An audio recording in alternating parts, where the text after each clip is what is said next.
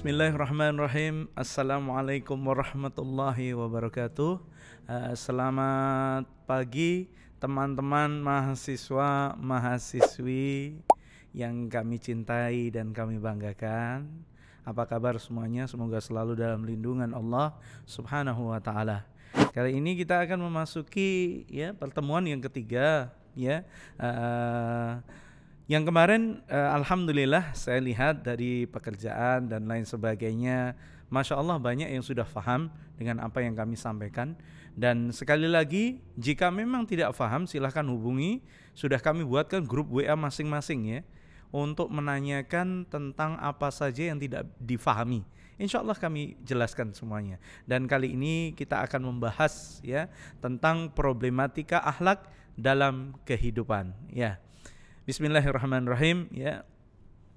Yang pertama akan kita bahas yakni tentang akhlak dalam kehidupan. Kemudian ada pula problematika akhlak dalam kehidupan, dan juga adanya nanti kita ambil kesimpulan tentang apa yang kita bicarakan saat ini. Sekali lagi perhatikan videonya. Perhatikan karena ini satu-satunya cara secara visual Anda bisa mendapatkan keterangan dari kami tentang materi yang saya sampaikan. Akhlak dalam kehidupan. Sebagaimana yang kita ketahui, pengertian akhlakul karimah adalah jamak dari kata khuluq. Menurut bahasa berarti adat, kebiasaan Dan Imam Al-Ghazali memberikan definisi akhlak sebagai kondisi jiwa yang mantap dalam diri manusia sehingga menimbulkan satu perbuatan dengan mudah tanpa memerlukan lagi pemikiran dan pertimbangan lagi untuk berbuat. Kemudian dari pengertian itu jelaslah bahwa kajian akhlak adalah tingkah laku manusia, atau tepatnya nilai dari tingkah laku tersebut yang bisa bernilai baik, mulia, atau sebaliknya bernilai buruk atau tercela. Yang dinilai di sini adalah tingkah laku manusia dalam berhubungan dengan Tuhannya, dengan Allah Subhanahu wa taala, yakni dalam melakukan ibadah, dalam berhubungan dengan sesamanya, dalam berhubungan dengan makhluk hidup yang lain seperti binatang dan tumbuhan, serta dalam hubungan dengan lingkungan yang juga merupakan makhluk Tuhan, makhluk ciptaan Allah Subhanahu wa taala. Jadi bukan hanya tentang hubungan kita kepada Allah, namun juga kepada setiap ciptaan Allah Subhanahu wa taala. Kemudian ada hubungan akhlak ini terbagi menjadi dua. Kami bagi menjadi dua, yakni akhlak kepada Khalik, Allah sang pencipta, dan akhlak kepada makhluk ciptaannya. Jadi akhlak kepada Allah ini wajib sekali untuk kita munculkan. Apa saja akhlak kepada Allah ini? Apa saja bentuk-bentuknya, apa saja? Insya Allah nanti akan kami jelaskan. Kemudian sebelum menginjak ke problematika akhlak dalam kehidupan, kami ingatkan kembali adanya akhlak kepada makhluk ciptaannya. Jadi ketika seseorang beriman kepada Allah, dia juga wajib untuk mengasihi sesamanya, karena itu juga salah satu bentuk amal ibadah terhitung karena kebaikan-kebaikan yang ada. Apakah menolong saudaramu bukan kebaikan? Tentu saja kebaikan. Menolong orang yang kesusahan, kebaikan bukan? Itu kebaikan, dan satu akhlak yang sangat-sangat mulia. Dan banyak sekali hadis-hadis dari Nabi SAW yang menjelaskan keutamaan berbuat baik kepada siapa? Kepada saudaranya, kepada tetangganya, banyak sekali disebutkan. Kemudian teman-teman yang dirahmati Allah Subhanahu wa taala, adanya problematika akhlak dalam kehidupan. Nah, menurut Kamus Besar Bahasa Indonesia, problematika adalah sesuatu yang mengandung masalah, problem, mengandung masalah. Jika digabungkan dengan akhlak, maka menjadi problematika akhlak. Dapat disimpulkan bahwa problematika akhlak adalah suatu masalah yang berkaitan dengan akhlak, apapun itu, yang berkaitan dengan masalah-masalah perilaku, masalah lisan, masalah perbuatan yang menyangkut dengan akhlak. Kemudian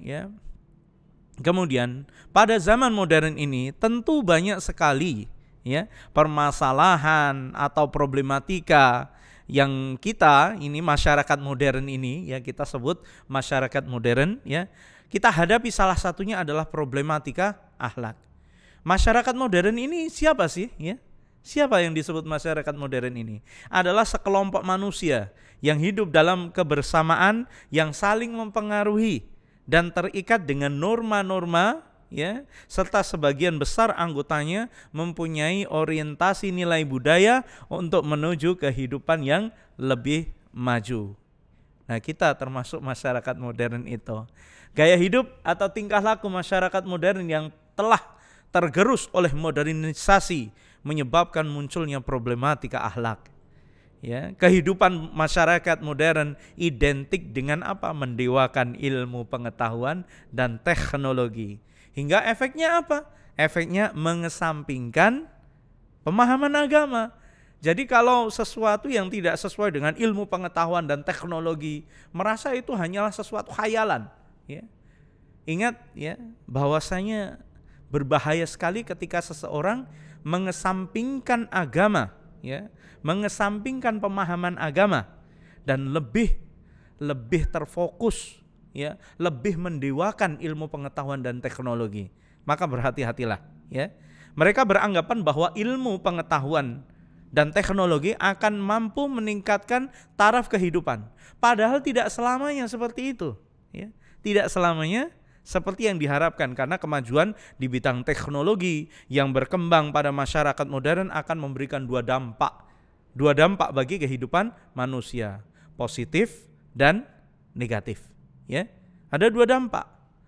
Disinilah ketika seseorang hanya mendewakan ilmu tanpa memperhatikan urusan agamanya, maka sesuatu yang di tangannya bisa menjadi alat rusak yang sangat dahsyat. Anda bayangkan, jika racun yang semula untuk tikus, karena kejahilan, karena kejahatan, karena dorongan hawa nafsu hingga diminumkan ke orang lain. Lihat, karena apa? Itu tadi. Mereka tidak mengenal belas kasih, tidak memiliki akhlak yang mulia. Seperti itu. Maka ada dua dampak, negatif dan positif. Kemudian, dari berbagai literatur, sekurang-kurangnya ada 8 penyakit yang ada dalam masyarakat modern. Ada 8 penyakit. Penyakit yang ini silahkan kita bahas bersama. Adanya yang pertama, disintegrasi antara ilmu pengetahuan, spesialisasi yang terlampau kaku, terlampau kaku yang berakibat terjadinya pengkotak-kotaan akal pikiran manusia dan cenderung membingungkan masyarakat. Maka ini perlu kita kaji ulang, kita teliti kembali, apakah terjadi pengkotak-kotaan kepada akal pikiran kita ketika kita mempelajari sesuatu. Kemudian yang kedua, ini sekali lagi kami ingatkan, kalau nanti dalam pembahasan ini ada sesuatu yang tidak difahami, silahkan untuk bertanya. Malu bertanya, sesat di jalan. Apalagi kalau urusan agama, jangan mentafsirkan dengan tafsiran sendiri itu sangat-sangat keliru. Maka semuanya butuh ilmu, dan silahkan jika tidak tahu silahkan untuk di-share kembali. Kemudian yang kedua, kepribadian yang terpecah belah, split personality. Sebagai akibat dari kehidupan yang dipolakan oleh ilmu pengetahuan yang terlampau spesialisasi dan tidak berwatak nilai-nilai ketuhanan. Jadi segala bagi seorang mukmin, orang yang beriman, ketika dia melihat bulan, dia menyaksikan, boleh dia meneliti bulan itu apa sih, kandungan-kandungan apa saja, lalu berujung pada ketaatan kepada Allah. Pada akhirnya siapa yang menciptakan? Pencipta yang hebat ini siapa ini? Kalau Anda meneliti masalah masalah kulit, Anda akan temukan hal-hal menarik. Lah ini di balik ini siapa yang menciptakan? Apakah manusia lahir dari batu? Tentu tidak, ya. Dan ini ya yang diharapkan. Ketika Anda mempelajari ilmu apapun itu, ya. Ilmu manajemen, ilmu keuangan, ilmu mesin, ilmu apalah, ya. Yang jelas jangan sampai melupakan nilai-nilai ketuhanan. Itu sangat-sangat tidak baik, ya. Maka teman-teman yang dirahmati Allah Subhanahu wa taala, selalu munculkan ya nilai-nilai ketuhanan di setiap apa yang kita pelajari. Ya, berhitung, ya, membaca dan lain sebagainya. Ya, seperti itu. Kemudian yang ketiga, ya. Yang ketiga yakni dangkalnya rasa keimanan, ketakwaan serta kemanusiaan sebagai akibat dari kehidupan yang terlampau rasionalistik dan individualistik. Coba, sekarang kebanyakan ketika ada tabrakan di pinggir jalan, apakah ditolong dulu atau ambil kamera dulu kira-kira? Atau mau buat status WhatsApp dulu atau langsung menolong meminggirkannya? Nah ini, ya. Ini contoh ya, contoh. Nah, terus munculnya sifat individualistik, ya. Tidak peduli urusan orang, masa bodoh, ya. Pokoknya saya seperti ini ya seperti ini. Orang lain ya nah, ingat ya, jamaah teman-teman yang dirahmati Allah Subhanahu wa taala, ya, perhatikan ya. Perhatikan. Kita ini ya dituntut untuk bermanfaat bagi orang lain. Khairun nas anfa'uhum linnas. Mereka sebaik-baik manusia adalah yang bermanfaat untuk sekitarnya. Jadi nanti ketika Anda memiliki ilmu, apapun ilmu itu, pergunakan ilmu itu, sumbangsihkan untuk kemanfaatan umat. Maka itu Anda bermanfaat. Kalau ilmu hanya Anda pendam sendiri, ya, Anda mati dengan apa? Dengan ilmu itu, maka ya, kita tidak mendapatkan jariyah, ya, pahala yang terus menerus walaupun orangnya sudah meninggal. Nah, seperti kita membuat video ini, selama Anda menyaksikan video ini, selama Anda mengikuti pembelajaran ini, mengambil manfaatnya dan terlebih lagi Anda mempraktekkan akhlak yang mulia itu, tentu kita akan mendapat kebaikan. Ya, seperti itu. Seperti itu. Dan jangan terlalu rasionalistik, ya. Ya, terlalu rasionalistik, ya. Kemudian teman-teman yang dirahmati Allah Subhanahu wa taala, yang keempat, ya, timbulnya pola hidup yang materialistik sebagai akibat dari kehidupan yang berlebihan mengejar duniawi. Sekarang coba, ya. Coba Anda buat survei kecil-kecilan, ya. Tanya dari 1 sampai 10 orang, kira-kira yang punya hutang berapa orang? Allah Subhanahu wa taala mentakdirkan semuanya mendapat rezeki bagian. Huwa aghna wa aqna. Dialah Allah yang memberikan kekayaan dan kecukupan, ya, bukan kemiskinan, kecukupan. Allah berikan kaya dan cukup. Yang membuat miskin, yang membuat kurang, ya, adalah pola hawa nafsu kita. Maka materialistik, ya, sebagai akibat dari kehidupan yang berlebihan mengejar dunia. Pokoknya saya harus seperti ini. Silahkan, ya. Bekerja itu Anda nanti suatu saat akan menjadi orang yang bekerja. Ya, insya Allah kita doakan semoga Anda menjadi orang-orang yang hebat nantinya. Dan ketika Anda mengejar dunia ini, perhatikan niat Anda, karena sangat erat hubungannya. Ya, sangat erat hubungannya antara niat dan pahala. Maka ketika Anda nanti, ya, atau mungkin saat ini Anda belajar, Anda niatkan untuk apa? Ya, kalau hanya niat saya belajar nanti biar dapat kerja, ya Allah berikan pekerjaan itu. Namun ketika Anda niatkan, ya Allah, aku niat karenamu untuk menuntut ilmu, maka berkahilah ilmu ini. Ya, nanti bonusnya dapat kerja, dapat berkah dan dapat ilmu. Mana yang kira-kira Anda pilih? Ya, seperti kita kenal, besar pasak daripada tiang. Banyak orang yang berpenghasilan sedikit, tapi gaya hidupnya, ya, akhirnya terlalu memaksakan diri, hingga akhirnya utang sana, utang kemari. Ingat ya, hutang itu kalau pagi bikin deg-degan, kalau malam bikin resah. Ya, hati-hati, apalagi kalau ketemu orang yang kita sering ngutangi dan lain sebagainya, ya. Yang kita alasan ini dan itu, ingat malu kita itu. Makanya jangan senang berhutang, ya. Cukupkan dengan apa yang Allah berikan. Sifat sederhana ini, ya, sifat sederhana. Saya yakin suatu saat Anda akan diberi kesempatan untuk menikmati apa yang Anda kejar, ya. Termasuk urusan ini, urusan pekerjaan, urusan ilmu, ya. Anda akan pada waktunya nanti Anda akan berkata, alhamdulillah ya Allah, terima kasih atas segala kenikmatan yang Kau beri. Karena kita merasa cukup terhadap apa yang Allah berikan. Nah, ini yang terjadi saat ini adalah ya materialistik, ya, semua diukur dengan harta. Ya, semua diukur dengan harta.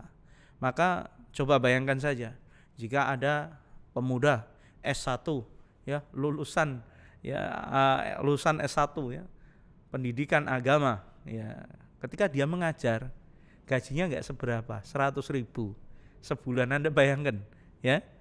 Nah, ini apakah dia tidak bisa hidup? Oh, ternyata bisa hidup, ya, walaupun dengan ya serba kecukupan tadi, ya. Yang ia cukupkan hatinya, dia rem, ya.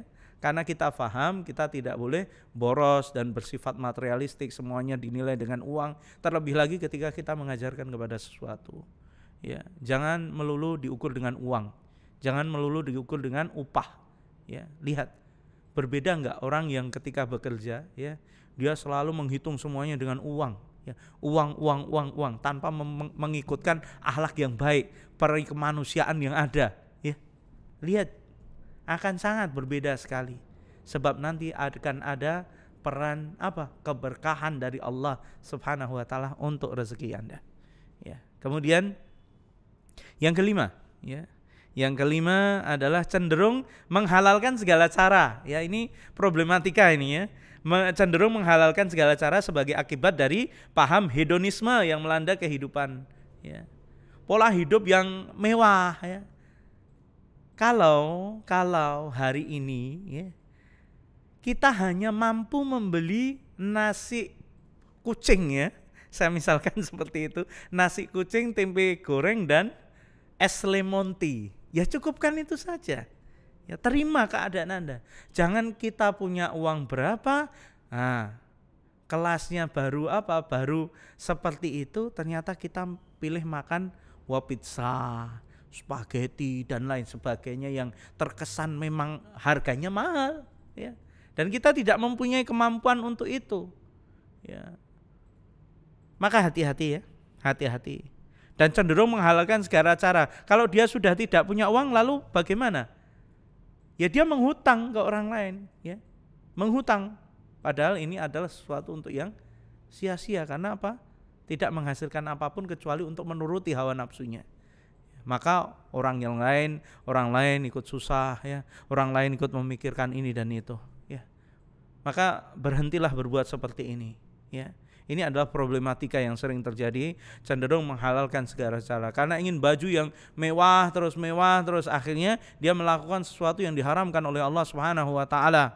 Ya, apa itu? Ya, segala hal yang melanggar aturannya, berbuat maksiat, ya, ini dan itu. Maka kita berlindung kepada Allah Subhanahu wa taala agar tidak bertemu dengan hal yang demikian.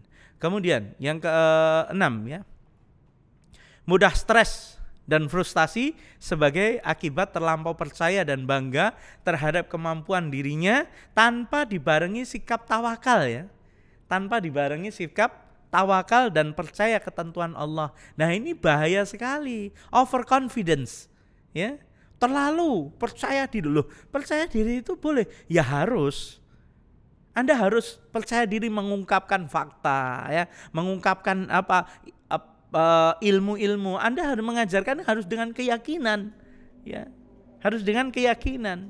Anda percaya diri, tapi percaya diri yang terlarang adalah ketika dia percaya diri tanpa memiliki ilmu. Nah, ini berbahaya sekali.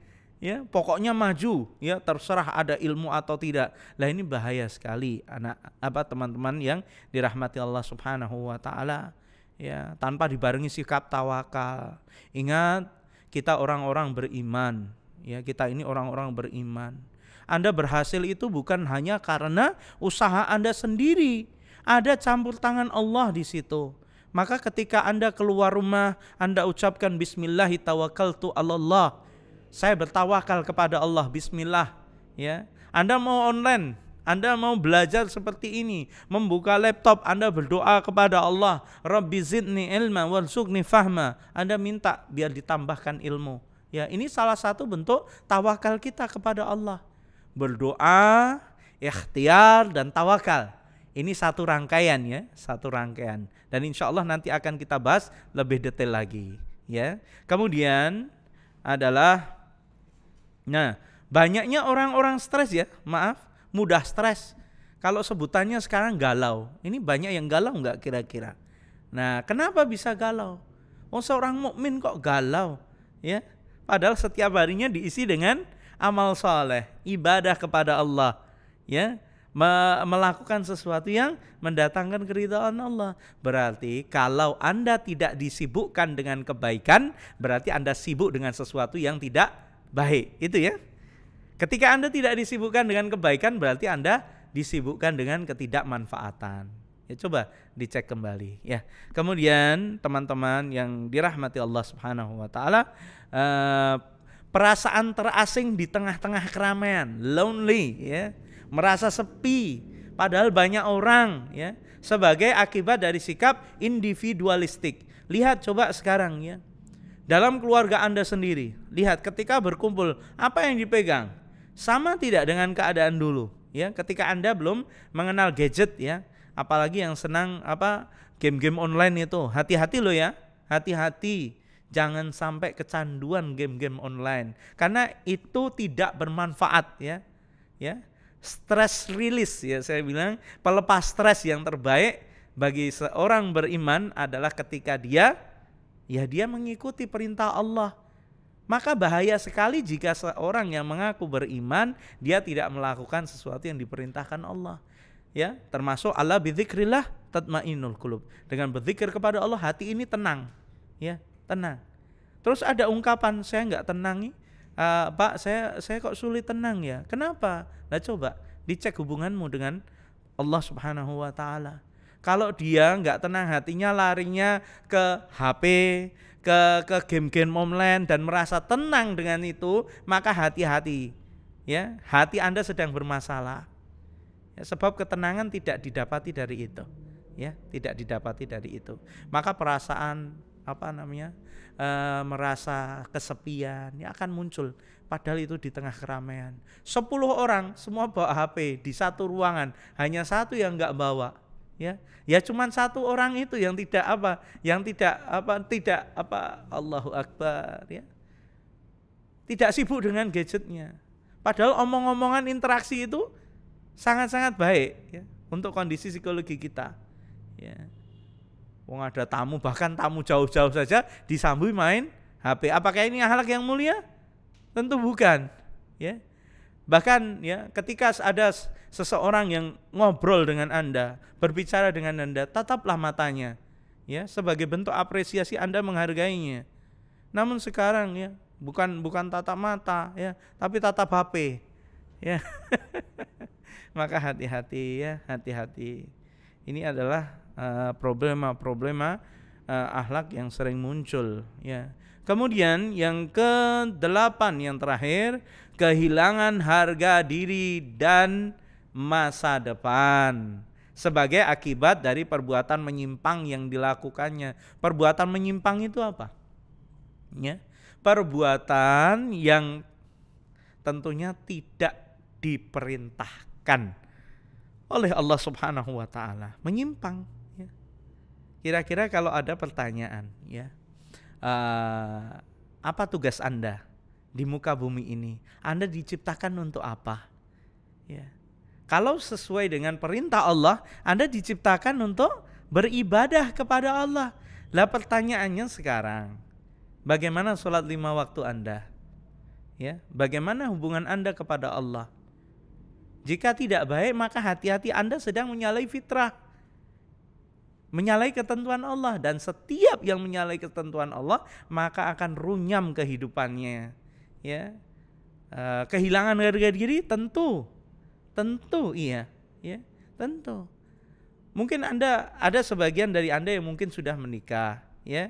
Ada mungkin Anda dibesarkan oleh orang tua Anda. sebagai anak, ya, sebagai anak, ya. Kira-kira wajib gak Anda menghormati orang tua? Wajib. Namun ketika Anda melawannya, Anda tidak sopan kepadanya, menyalahi perintah Allah enggak? Ya.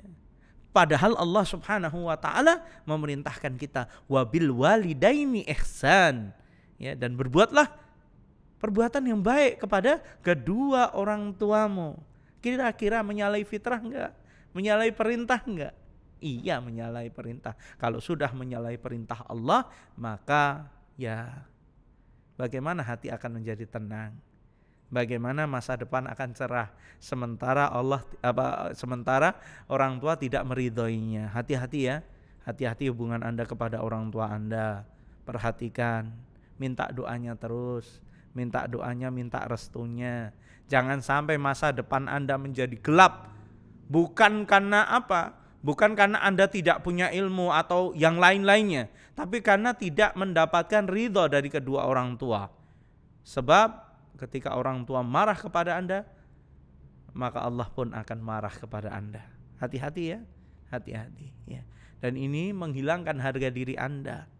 Coba, apakah ada ketika orang ya disebutkan, wah saya kenalkan ini teman saya, ini terkenal durhaka sama bapak ibunya. Kira-kira seneng nggak kalian? Ya nggak seneng karena orang durhaka. Karena anak itu anak yang durhaka. Coba kalau Anda dikenalkan, ini siapa? Oh ini teman saya, Masya Allah, dia sering bantu setelah kuliah, bantu kerja orang tuanya. Oh ini orang tuanya sedang sakit, dia yang merawatnya, memandikan. Kira-kira seneng nggak kita? Seneng, ya. Mendapat teman seperti itu sangat senang. Maka teman-teman yang dirahmati Allah, jauhi perbuatan-perbuatan menyimpang, ya. Laki-laki ya sekarang berpenampilan seperti perempuan, hati-hati nih menyalahi perintah Allah Subhanahu wa taala dan Rasulnya.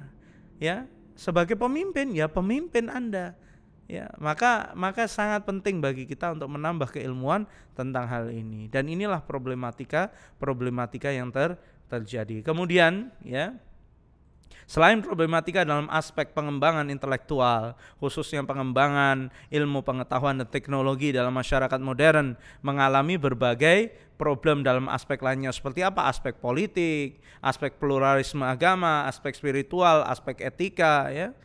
Semuanya, ya. Kemudian dalam aspek politik banyak terjadi perebutan kuasa, ya, kemudian menghalalkan segala cara, ya, sehingga mampu menghilangkan manusia, menjadikan manusia lupa dengan kehidupan akhirat. Ya, kemudian ya adanya dalam aspek spiritual, ya, masyarakat modern senantiasa terbuai dalam situasi keglamoran, mendewakan ilmu pengetahuan dan teknologi yang menjadikan mereka meninggalkan pemahaman-pemahaman agama, hidup dalam sikap sekuler yang menghapus visi keilahian. Maka hati-hati ya, hati-hati dengan hal tersebut. Kemudian adalah akibat dari itu, maka dari kehidupan masyarakat modern sering dijumpai banyak orang yang merasa gelisah, unconfidence, tidak percaya diri, stres, dan tidak memiliki pegangan hidup. Kegelisahan hidup mereka sering disebabkan karena apa? Karena takut kehilangan apa yang dimiliki.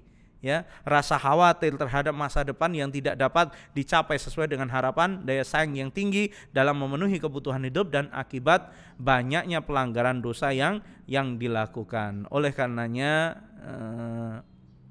dan ini yang terakhir adalah dalam aspek etika, ya. Masyarakat modern mengalami krisis moral yang berkepanjangan. Masyarakat modern seringkali menampilkan sifat-sifat yang kurang dan tidak terpuji dan menyimpang dengan norma-norma yang berlaku, baik norma agama, adat istiadat ataupun hukum. Kemudian ya menurunnya kualitas moral bangsa yang dicirikan dengan membudayanya praktek KKN, korupsi dan nepotisme serta berbagai konflik, ya. Kemudian kesimpulan yang bisa kita ambil, ya, adalah gaya hidup atau tingkah laku masyarakat modern yang telah tergerus oleh modernisasi menyebabkan munculnya problematika akhlak.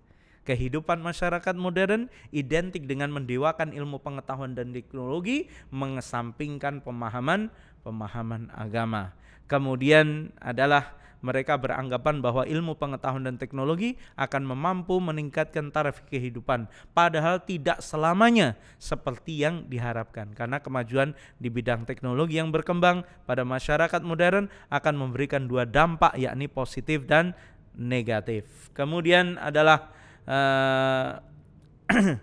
selain problematika dalam aspek pengembangan intelektual, khususnya pengembangan ilmu pengetahuan dan teknologi dalam masyarakat modern mengalami berbagai problem dalam aspek lainnya, ya seperti aspek politik, pluralisme agama, aspek spiritual dan aspek etika. Nah, teman-teman yang dirahmati Allah Subhanahu wa taala, akhirnya kita tiba di penghujung materi.